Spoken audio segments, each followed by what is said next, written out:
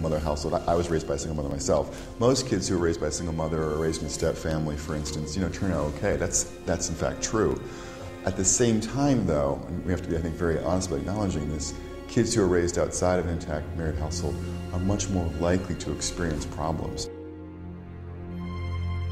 I've done a lot of work looking at trends in the U.S., showing that kids who are reared outside of an intact married family are more likely to suffer from things like poverty, child abuse, depression, delinquency, etc.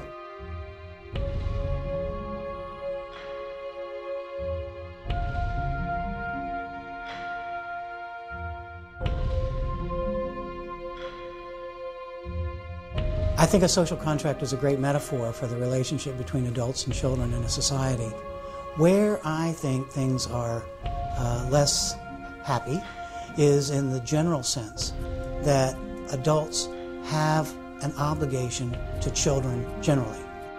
Definitely not fair for the children, and I think that the children are not necessarily going to come through with their part of the social contract either. When we have a divorce culture, and even a single, overall, a more general single-parent culture, what we are really saying is that the happiness of adults is so much more important than the well-being of children. I think that in this generation of current young adults, there's a great deal of awareness that the older generations haven't done very well by them. The sexual revolution also has meant that it's not as socially stigmatized for women to have children while unmarried. It used to signal that they were having sex while they weren't married. Well, duh. The result of all this is that the percentage of out-of-wedlock births grows, and now is up to nearly 40%.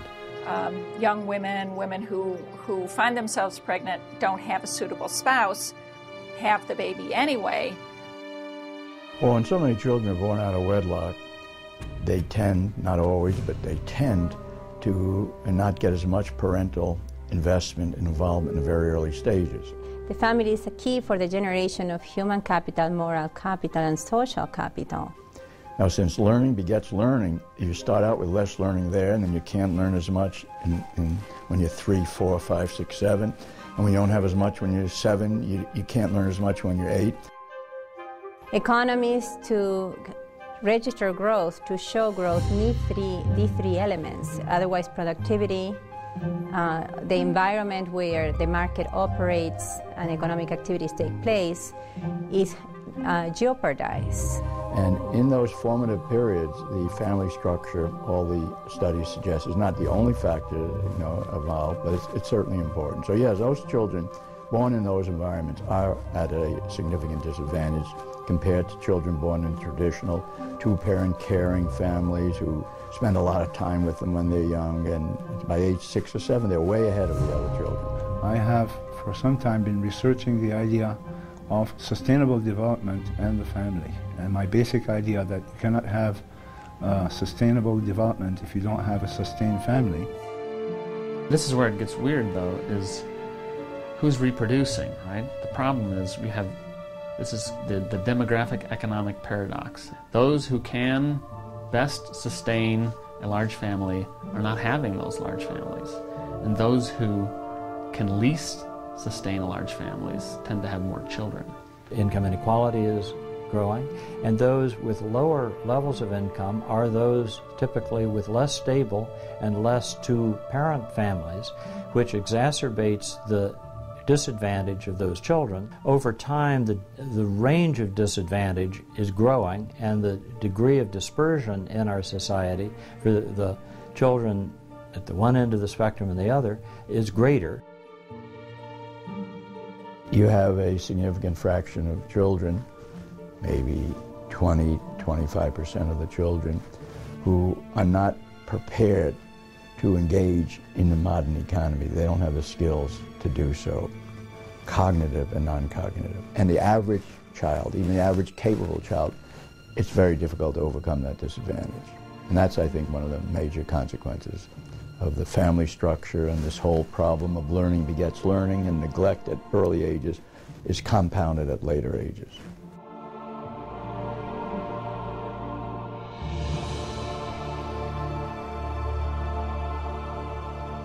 One of the questions, of course, is whether or not these same kinds of trends are applicable to Europe.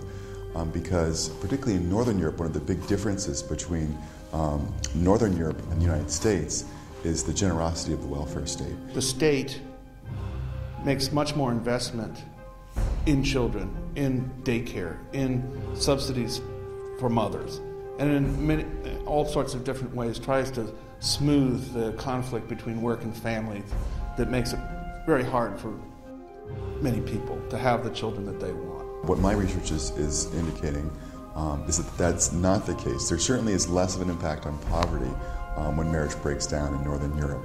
But on the other indicators, things like depression, delinquency, suicide, we see similar trends in countries like, for instance, Sweden. While these are surely unintended consequences, it begins to seem as if nothing will be spared by the storms of demographic winter. You know, a lot of people I've talked to about this say, well, isn't it great if the birth rate is going down, because after all, that's fewer carbon footprints and less stress on Mother Earth. Not thinking about how much their own care is going to cost when they get older. In the past, when people talk about the environment issues due to human activities, they usually use human population size or human population growth rate as indicators of a human impact on the environment. This has to do with the fads and the way we frame our problems, and right now the framing is very much about global warming and population density, sprawl, and that kind of thing. And I don't mean to say that those things don't matter, but that doesn't mean that other things don't matter and that we're not facing social and economic problems that are also related to population decline. What we find is that globally, actually, the number of households has been increased much faster than number of people. Divorce creates more households. You would use more resources. And in the meantime, you also create more greenhouse gases. If the efficiency of resource use in divorced household is the same as married household, then in 2005 alone, U.S. could save 73 billion kilowatt hour of electricity, and also can save more than 600 billion gallons of water in 2005 alone in the United States. It turns out, however, there is academic hope for the demographic winter from recent findings about a very old institution. In 1990, the vast majority of academics in the social sciences held, not that the data held, but the people in the social sciences, professors, held that really family didn't make too much difference. The big issue was the income in the family. Then the more you looked at the data, others were saying, no, the structure makes a difference, and what's behind the structure, which is the love, the belonging or the rejection, that makes a difference. That started an academic debate. And those who investigated, who were on the other side of the debate, actually gradually, the really good number crunchers, the top social scientists, followed the data, and a decade to 15 years later, the verdict is in among the top academics. Marriage does make a difference. And the evidence is very strong.